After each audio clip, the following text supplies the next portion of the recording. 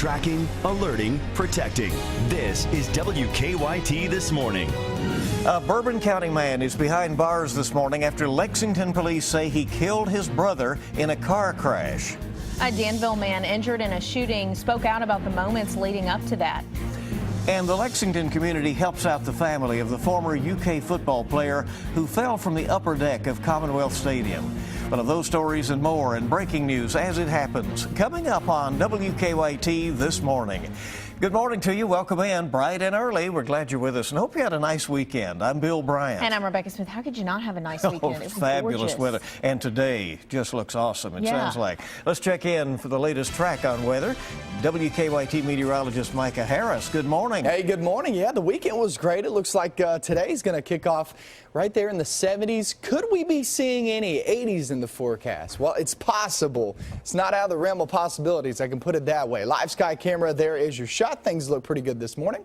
Holding on to the 40s and 50s. It's a pretty decent feel outside. It's not all that bad. Some cool spots here and there. But today's forecast, check that out.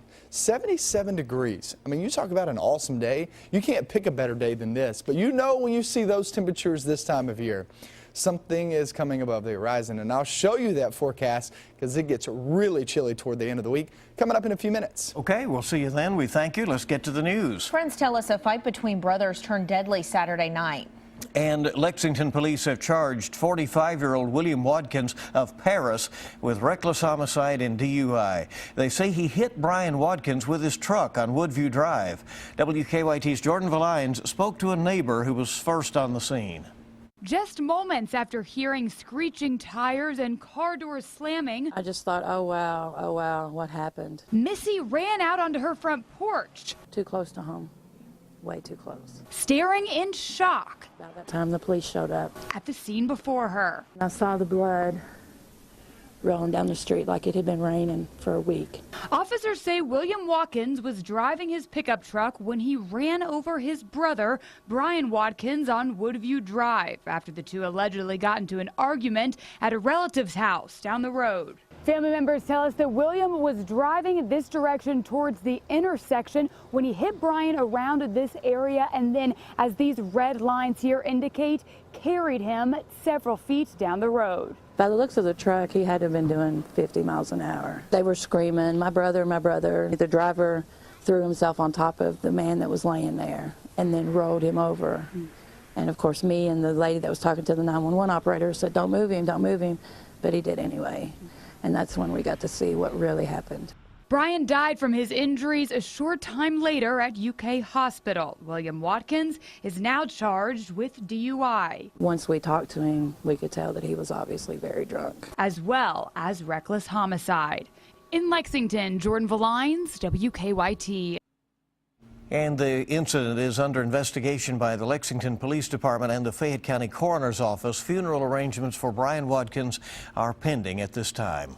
We have some new information this morning about a deadly crash in Boyle County. The Boyle County Sheriff's Office says a motorcyclist was going east down Forkland Road near Parksville when he crossed into the opposite lane to try and make it around a curve. They say he was then hit by a pickup truck. Authorities say the driver of the motorcycle, 54-year-old Willie Wilson, was pronounced dead at the scene. Western Kentucky authorities say 4 people are dead following a shooting in Trigg County this weekend. Kentucky State Police say troopers were called to a home in Cadiz Sunday morning. They say they found 4 people shot to death inside and around the home. Police identified the victims as Lindsay Joy and Emily Champion, as well as a possible suspect. Investigators haven't connected the 4th person's relationship to the Champions. The investigation is ongoing. Here in Lexington, police and fire crews were on the scene of an injury crash for hours last night that involved a police officer.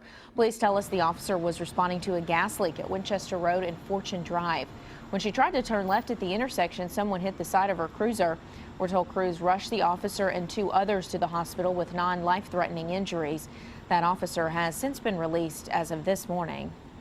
The Danville business owner who was shot this weekend is talking to us about what happened between him and the man who police say tried to kill him. Danville police charged Jerry Mathis with attempted murder. They say he shot Rick Cole Friday night. Cole told us Mathis was doing some work on his car but hadn't finished the job. When Mathis asked for the money early, Cole would not give it to him. We're told the two men started wrestling over a gun. That's when Mathis shot Cole. Jerry kept trying to maneuver the gun up towards my head and kept pulling the trigger. I could feel the gun hammer slapping against the inside of where that I had wedged my finger there. If my hand had not been wedged there, Jerry tried to shoot me at least 5 or 6 times. Mathis is in the Boyle County Detention Center. He declined our request to give his side of the story. The Rockcastle County Sheriff's Office investigating a fire in Mount Vernon. Crews went out to a fire that was on Brush Creek Circle yesterday afternoon. They say the home is in a very remote area and they had limited water supply. They had to use nearly 6,000 gallons of water from Wolf Creek to put out the fire. Well, state police had to close down an intersection in Pike County yesterday because of a fire. State police say the intersection of Kentucky 194 and Highway 632 is back open this morning. Firefighters had to close it around the one-stop convenience store and motel in Phelps. The owner of the store thinks that the fire started after something involving a gas stove inside the store's kitchen. We're told the few employees in the building when the fire started got out just fine. No foul play is suspected. Lexington fire crews are still trying to figure out what caused an apartment fire downtown on Sunday. We're told that fire started just before 2 o'clock yesterday on the balcony of a third-floor apartment on Main Street. Firefighters were able to quickly put out the fire and keep it from spreading. Crews evacuated everyone in the building.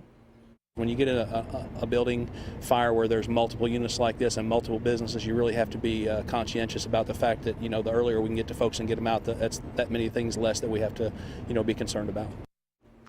It's hard for firefighters to pinpoint exactly where the fire started or what caused it. Apartment management says crews have been in and out of the unit all week, preparing for a family to move in.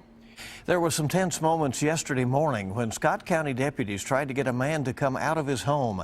Investigators say Craig Lynch assaulted his girlfriend, and then when deputies got to the house, they say he wouldn't come out. Deputies say they smashed the windows and found Lynch hiding in the attic with a gun. They say he surrendered peacefully after about 8 hours. A crew took the woman who was assaulted to the hospital to get checked out. Hungry families at Lexington's Johnny Carino's restaurants filled their plates Sunday to help out a former UK football player injured in a fall. Brad Durham fell from the upper deck of Commonwealth Stadium during the South Carolina game earlier this month.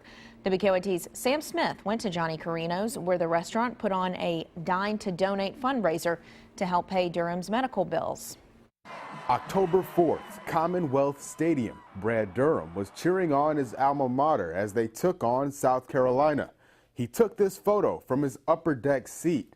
Later on, Durham would fall 35 feet onto the lower deck. I was actually at that football game. I didn't know it happened. I read about it afterwards and thought it was, really horrible. Durham was rushed to the hospital. He had back surgery and is recovering at Cardinal Hill. Durham was a lineman for the Wildcats. He works with Johnny Carino's now. His company does marketing for the restaurant. Sunday, people here helped out one of their own. The last thing we want to do is have him worried about, the financials and the bills. 20% of all sales from the 2 Carino's locations will go to the Durham family. We're seeing a lot of UK shirts coming in, so that's a good thing. We talked with Durham's father last week. He says his son is dealing with short-term memory loss, but he is walking around and he is doing well. Customers are happy to help out the Durhams. Medical bills are very expensive, especially nowadays.